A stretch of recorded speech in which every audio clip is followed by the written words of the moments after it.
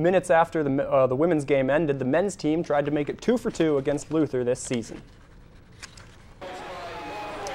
This is a huge rivalry game for both teams, and Wartburg's getting pumped up. It showed early on defense as Eddie Deemer swats it out of bounds. "Get it out of my house," he says. But the Norse are on fire early as Michael Crocker and a few other Norsemen are able to connect on threes, and Luther has an early 13-6 advantage. The Knights fought back as Eddie Deemer makes a good move to get up and over his defender. There's the nice hook shot right there, and a couple possessions later, he gets a no-look pass from Mitch Murphy, and he's wide open to throw it down.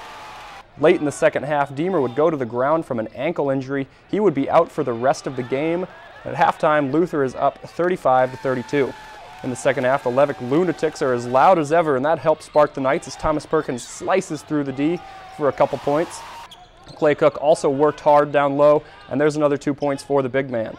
On defense, Drew Crawford gets a huge block on the attempted three, and on the other side of the court, it leads to Brett Algren, and this and one play, he would go on to drive it in the lane. He would go on to make the free throw, and it's just a 5-point game with 8 minutes to go, but down the stretch, Luther is just too much as Aaron Huber hits the three, and then Michael Crocker drives to the lane and finds a wide open Tyler Wedemeyer for the layup and the foul. He would make the free throw, and Luther wins 75-61. The loss drops Wartburg 2 games behind the Norse in IIAC play. The men's team also lost earlier last week to Loras, but they would have a chance to avenge that loss on Saturday. And we'll skip ahead to that game right now. Coming off a devastating loss against Luther Wednesday, the Knights faced problems on the injury front. They were without Eddie Deemer after he sprained his ankle against the Norse. So how would they fare against the Duhawks? Wartburg came out firing on all cylinders, starting with this three by junior Thomas Perkins to put the Knights up 8. Junior Tanner Kramer extended the lead further after getting clobbered on this three to get the rare 4-point play.